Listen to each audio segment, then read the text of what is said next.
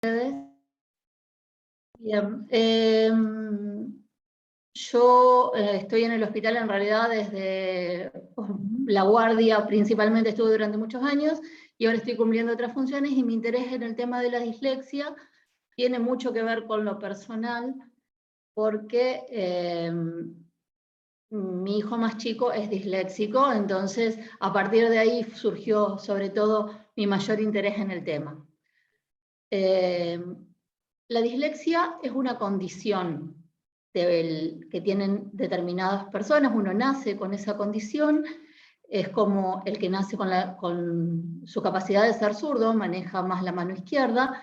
Ellos tienen una forma de llevar el circuito de sus pensamientos que es diferente a lo que es la mayoría de la gente, pero los disléxicos en un aula se calcula que hay entre un 5 y un 10%, y es muy importante poder pensarlo al diagnóstico, porque eso le puede cambiar tremendamente la incorporación en la sociedad y las perspectivas de vida de ese chico. La atención temprana, se diría, digamos, darse Sería cuenta tempranamente.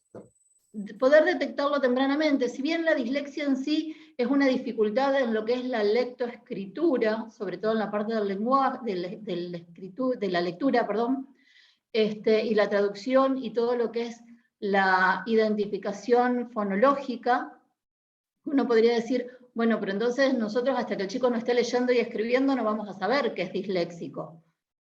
Pero ahí es donde tenemos que afinar un poco más la puntería, utilizar un poco más el ojo clínico, y yo creo que sobre todo lo que tenemos que hacer es procurar comunicarnos más entre todos los que intervenimos en el desarrollo del chico. Porque el pediatra, nosotros a los chicos los vemos en su primer año de vida, durante prácticamente todos los meses. Después del año lo empezamos a ver cada 3 meses, después cada 4 meses, después cada 6, y se nos van estirando los tiempos. Y una cosa que solemos hacer es preocuparnos mucho más por si está enfermo o cómo está creciendo, si está gordito, si está alto, si está bien. Y muchas veces el tema de la escolaridad o el tema de las relaciones lo dejamos a veces un poco de lado dentro de la consulta.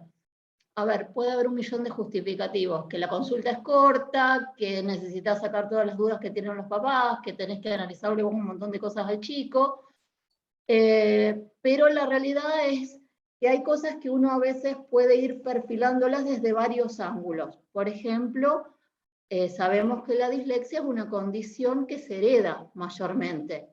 Entonces está dentro de nuestras posibilidades el poder hacer una buena anamnesis. La anamnesis es lo que nosotros primero preguntamos, que entramos y preguntamos por tu mamá, tu papá, tu hermano, tu primo, qué pasó en casa, y podemos hacer un perfil familiar. Y en ese perfil muchas veces tenemos de que algunos de los padres han tenido muchas dificultades escolares, que demoró en poder adquirir la lectoescritura, que le decían de que era muy vago en el colegio, o que terminó haciendo otro tipo de actividades o abandonando la escolarización a nivel secundario o terciario porque le resultaba muy, muy tedioso, y muchas veces les decían, no, pero vos sos vago, vos no sabés. Y en realidad tenemos que hacer un mea culpa de como sociedades, en los que no supimos enseñarle o no supimos detectarlo fuimos nosotros. Sí, Quizás por el además, hecho de que esto no es algo tan perdón, nuevo, ¿no? Pero, sí.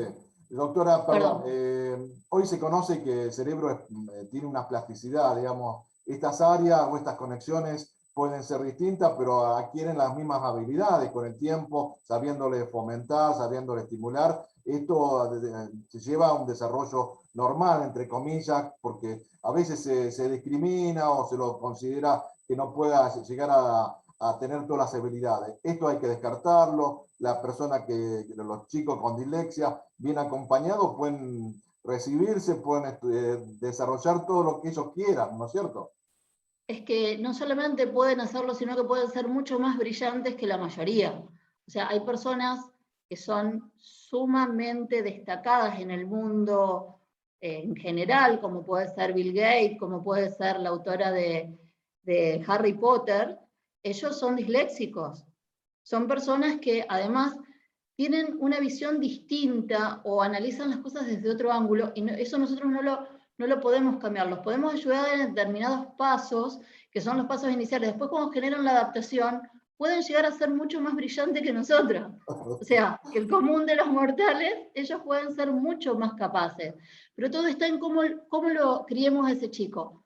¿Qué es lo que pasa si vos al chico, en lugar de apoyarlo y decirle, no, pero vos esto lo podés hacer, y vamos a ir haciéndolo de a pasitos, porque ellos una de las cosas que tienen es la dificultad para poder retener cosas así si vos le tirás un listado de corrido. O sea, si yo te digo, anda al súper y tráeme esto, y le nombrás 15 cosas, y lo más probable es que se acuerde de las 2 primeras y no del resto. ¿Por qué? Porque su memoria inmediata es cortita, o sea, no queda todo retenido. Pero si yo le puedo dar escrito, eso va a ser diferente. Y si yo le doy un montón de órdenes juntas, o en la clase dicen, bueno, tenés que sacar la hoja para poner acá, primero vas a contestar esto, primero vas a contestar esta hoja, después la otra y después la otra, se va a perder en la mitad y va a decir, uy, ¿cuánto tengo que hacer? En cambio, si vas de a uno diciéndole, bueno, primero vamos a agarrar esta página y vas a contestar esta pregunta. Después vamos a ir a la otra y vamos a hacer esta otra. El chico lo va a ir haciendo en su tiempo y lo puede desarrollar perfectamente bien. ¿Sí? Pero vamos a pensar un poco más en cómo podemos descubrir esto para llegar a tiempo. Y creo que una de las cosas que por ahí, porque ya te digo, muchos padres por ahí no saben que son disléxicos, y bueno, a mí a veces me retan porque pongo muchas cosas personales, pero yo al principio cuando mi marido todos los días me preguntaba, ¿y hoy qué día es? Yo decía, pucha, pero estamos cursando la semana, y ellos tienen cierta dificultad en poder orientarse en cosas que son en serie, por ejemplo. Les cuesta identificar si septiembre está antes o después de agosto, o le cuesta identificar, por ejemplo, cuál es el número que corresponde al mes en las personas mayores ya. O cuando salen uno puede decir, uy, son redes organizadas porque van primero para el norte, después para el sur, después para... Pero es porque tienen una forma diferente en la que se han ido adaptando a estas cosas. Y en los chicos, vos decís, pero yo te dije que tenías que levantar la mesa, hacer... Y no, vamos de a uno, vamos de a poco. En los chicos más chiquitos, algo que nos tiene que llamar la atención, por ejemplo, es el retraso en la adquisición del lenguaje. Que por lo general cuando vos le preguntas, mamá, ¿cuántas palabras dice el nene? O ¿cómo vamos con las palabras cuando está llegando el año? Y te dice mamá y papá. Y ya, si vos sabés que hay algo más dentro del entorno familiar, es como para ir abriendo el ojo, porque por lo general llegan a los 2 años y vos le preguntas cuántas palabras dice y te dicen, me entiende todo. Sí, el chico te puede entender todo, pero es importante que también pueda reproducir palabras en relación a lo que entiende. Porque si vos le decís, anda a buscarme el yogur, y él va y lo busca, vos decís, me entendió. Pero él no puede decir yogur o no puede decir vaso todavía. Entonces tenemos que ver, por ejemplo, cuántas palabras logra decir para saber cómo está representando, asociando los elementos con la palabra en sí y poder decirla, ¿sí? Eso sería un elemento. Estoy dando elementos sueltos. En medicina, nada es una sola cosa, es una suma de muchos eventos, ¿sí? Pero son ejemplos, por ejemplo, o cuando después en el colegio, cuando tienen que sumar, al principio es normal que utilicen los deditos para contar cuántas cosas hay, pero cuando ya llegamos a más de 20 y el chico sigue usando los deditos y de golpe ves que se sacó la croc para decir me faltan dedos, y te tiene que llamar la atención, por ejemplo, que necesita esa representación más simbólica de los números, por ejemplo. Sí, Perdón, bueno, me estoy hablando todo, no sé qué querías preguntar, Aldo. no, estoy escuchando atentamente porque esto también tiene que ver para ayuda a los padres, que detectar tempranamente, dijimos que ayuda muchísimo para que pueda desarrollarse. Y la cuestión, digamos, la abstracción es un elemento quizás muy elevado, pero bueno, que en la medida que se va madurando van adquiriendo estas habilidades. Vos hablabas también del seguimiento, vos hablabas de todos los días, de toda la semana, de todos los meses. Y después viene también el periodo de la escolaridad y habitualmente los padres van a principios de año por el certificado de salud de los hijos, pero bueno, también tendría que ser una especie de rutina, visitar al médico 2 veces al año, 3 veces al año, según la necesidad, de más allá de la enfermedad, sino para la evolución normal que se tenga. Me parece que esto tiene que ser como políticas públicas. Vos trabajás en un hospital y justamente creo que esos son los ejemplos que tenemos que seguir, digámoslo, en vez de dejarlo librado al azar, sino que tener una forma de actuar en la medida que el chico va madurando. ¿Se entiende lo que pregunto? Sí, sí, sí, sí, tal cual. Creo que dentro de las buenas prácticas podríamos incluir, a pesar de que vuelvo a decir, a veces el tema de la consulta es limitada en el tiempo porque tenemos que atender determinada cantidad de pacientes, pero junto con decirle, tráeme el carnet de vacuna, decirle, tráeme el cuaderno de clase para que le demos una mirada, y cuando tengas el informe del colegio, pasame una copia o acercame para ver. Sería bueno, por ejemplo, hablando de lo que es salud pública o intercambio en la comunicación, que por ejemplo las maestras, que son las que tienen más tiempo en el colegio con el chico, esas cosas que puedan detectar o que les llamen la atención como alertas, se puedan comunicar con el médico de cabecera como para decir, bueno, a ver, sumemos visiones. Calcula de que dependiendo del carácter de cada chico, hay chicos con los cuales uno ya tiene cierto feeling porque lo lleva tratando desde hace mucho tiempo, pero hay personalidades que son más cerradas y en una de esas viene al consultorio y no dice media palabra. En cambio, el que te lo pueda contar la docente que comparte horas con el chico, qué es lo que pudo evaluar, es diferente. Yo en este momento estoy trabajando mucho en el hospital, estamos más en la parte de lo que es teleasistencia, telesalud, y voy viendo diferentes herramientas y lo que se puede hacer, yo hablando de la práctica profesional, muchas veces lo que les pido es que procuren filmarlo un rato en la vida cotidiana, porque el chico si no se ve inhibido en un lugar que no es el habitual, y hay cosas que no las va a desarrollar de la misma forma. Entonces, de esa forma uno puede analizar conductas, cómo procesan las cosas, cómo hablan, cómo se relacionan desde su propio espacio, ¿sí? Entonces, todas estas cosas son cosas que nos ha traído el avance súper rápido que nos generó esta pandemia, lamentablemente, pero es un elemento que tenemos que poder aprovechar para Son poder herramientas llegar. a utilizar. Y yo también apoyo lo que vos comentabas, ¿no? El compromiso de los docentes, las distintas miradas, porque creo que acá tiene que converger el médico, la psicopedagoga, la maestra, la familia, la madre o el padre que acompañan a hacer la tarea, o el grupo cercano, o la chica que cuida al chico, que lo acompaña a hacer las tareas. Creo que hay muchas personas involucradas en función de tener los elementos para detectar estas cuestiones que son las que nos tienen que llamar la atención y las que tienen que motivarnos a consultar, a pedir ayuda, ¿no? Al médico, al psicopedagogo o a quien corresponda. Pero eso tiene que ser un compromiso de todos. Completamente, sí, sí, esto, a ver, el médico lo puede sospechar, pero el que va a dar el diagnóstico y el tratamiento definitivo va a ser el psicopedagogo, indudablemente, que son los que trabajan específicamente con las herramientas y que les brindan las herramientas a la familia. Pero es muy importante que el colegio lo conozca.